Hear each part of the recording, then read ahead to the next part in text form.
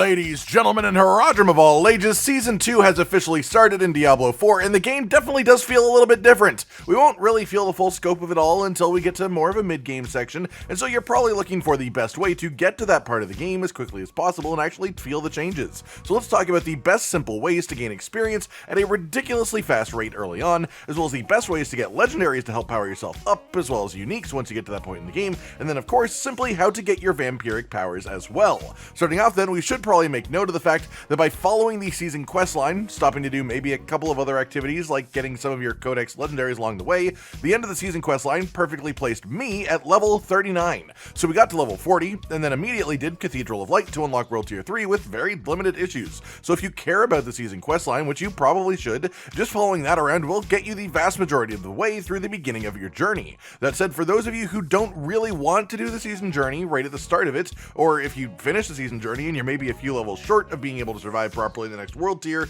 your best way to boost your level up a bit is actually just doing Domain Tunnels in Skogsglen, on repeat and forever. This is just an extremely really strong dungeon, whether group or solo. It just has an incredibly insanely high enemy density, good amount of elites in it as well, and a pretty solid completion time. It's just super high value reward for the time when it comes to experience, so it's definitely the way to go if what you're after is pure experience in the early game.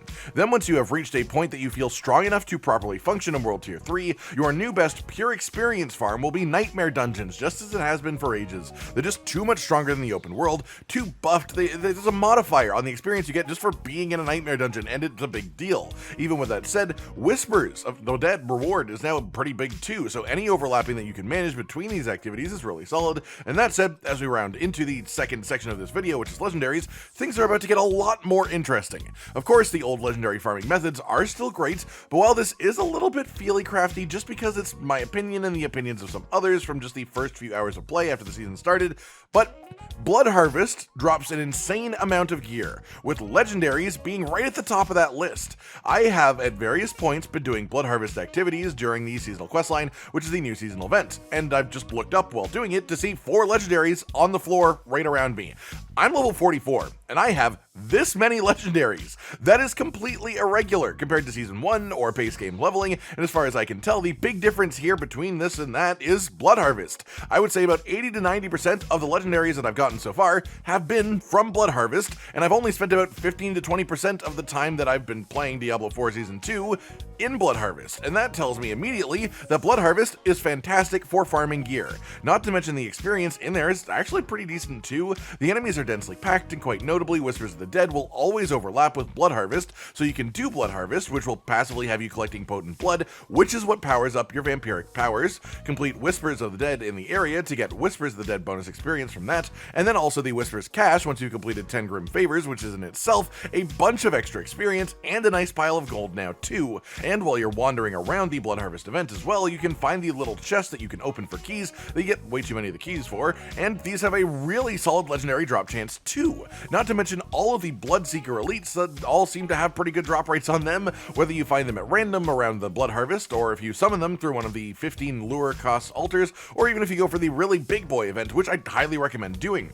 At the center symbol of any Blood Harvest, there is going to be 3 pedestals set up. Each one of them has a 50 lure cost to activate. These stick around and keep progress between Blood Harvest events, so you don't have to fill them all up at once, but once you have put 150 lures in by activating each of these pedestals in a triangle, it will start a proper event. Waves of enemies, a large number of Bloodseekers, even a couple of actual bosses will spawn in, and the result is that you get a ton of lures back just by killing all the enemies, a ton of keys as a reward, and an absolute truckload of gear and legendaries, which creates a really beautiful loop that I think will genuinely be the best way of gathering indiscriminate legendaries in Season 2. Do Blood Harvest, focus on the Whisper events, open up any chests that you pass, kill the enemies that you are going through rather than just running around on your horse, and repeat that until you have 150 lures, at which point you do the super event for massive gains, and then just reset and loop that exact concept again.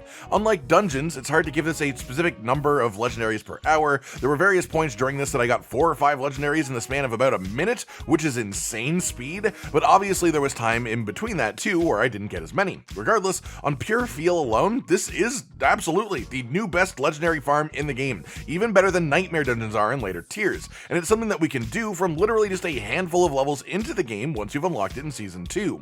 That said, let's say that you don't like Blood Harvest for whatever reason. Maybe it's not your style, maybe you've been doing it for a bit and you're tired of doing it now, but you still want to farm Legendaries, and you want a little bit of variety. If that is the case, the second best way to get Legendaries before advancing to World Tier 3 is going to be the Mercy's Reach dungeon in the Fractured Peaks. It's just incredibly densely packed. The elites are all very centrally located in large packs, so you can just run through the place looking purely for the elites to increase your drop chance. And of course, when doing this specific activity, you want to reset the dungeon after dealing with the 2 large packs of elites, and then just run it again, as this is just more efficient than actually finishing the dungeon on loop. Once you do reach World Tier 3 then, your best legendary farm is still honestly Blood Harvest, but your alternative is going to be Nightmare Dungeons, which is obviously fantastic because at this point, Nightmare Dungeons do become the proper best experience farm, and it's also where you get glyph experience for your Paragon glyphs, which is also very important to get. As for uniques, once you're at the point of hunting those in World Tier 3, if you just want general unique drop rate, if you want as many uniques as possible, it's actually still going to be the Blood Harvest event as well. Any piece of gear that rolls as a legendary could instead have rolled into being a unique, so the best unique farm is going to be the same as the best legendary farm more often than not. And that said, this season we also unlocked some new bosses in World Tier 3 and 4 that have enhanced drop rates on specific uniques. So if you want to target farm one specific unique for your class, those bosses are what you want to focus on instead. If you want to just Gatling gun, rapid fire, get as many uniques as possible in a short period of time, then you're probably going to want to stick with Blood Harvest. So basically, to sum up what my recommendations are this season as far as how to efficiently level and collect cool gear, definitely you should start off by doing the seasonal quest line. The actual most efficient early experience to time ratio is just running Domain Tunnels on repeat, but the season quest line is important. You're probably going to want to do it at some point and unlock various mechanics and even some of the more impressive vampiric powers that are locked behind season questline progression. So personally, I definitely value what the season questline gives more than just getting to World Tier 3 an hour faster with no season questline progress. So I definitely think that you should be starting off with the season questline, follow it along until the endpoint of it, and then if you are strong enough at the end of it like I was to take on the capstone dungeon into the next world tier, you should go for it. If you don't feel like you're strong enough, then the dungeon farm for experience is totally worth doing to bridge the gap there. When it comes to legendary farming, the new best farming method is simply interacting with Blood Harvest as an event. Open all of the chests, kill all of the elites, use the lures that drop on the big central event to spawn a massive wave of very valuable enemies, and then secondarily to that, this early on is going to be Mercy's Reach as a dungeon. Later on, the second best method is going to become Nightmare Dungeons, of course, which also become the best way to get experience once you have reached World Tier 3 and you've gotten settled in enough that you can actually do Nightmare Dungeons without it being a problem.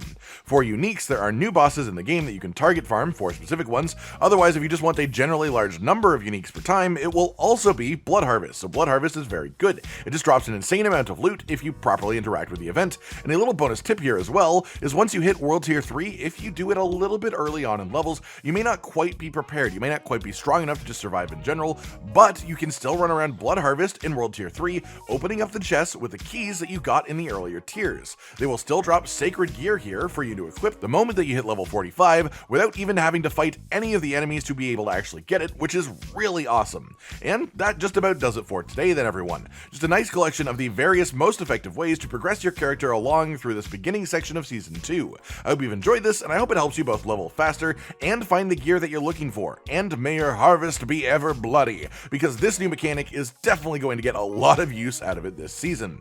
Like if you liked the video, subscribe to the notification bell for more, and most importantly, ladies and gentlemen, until next time, stay sweet. Josh, Cotton, and Hollow with the videos, dropping the humor like a hammer on your tippy toes, bringing entertainment on a daily arrangement to take our insanity and turn it into entertainment. Yes, I said entertainment twice, to reiterate that it is nice to look into your faces on a mostly daily basis when you let us in your homes to make the whole world a stage. Goodbye.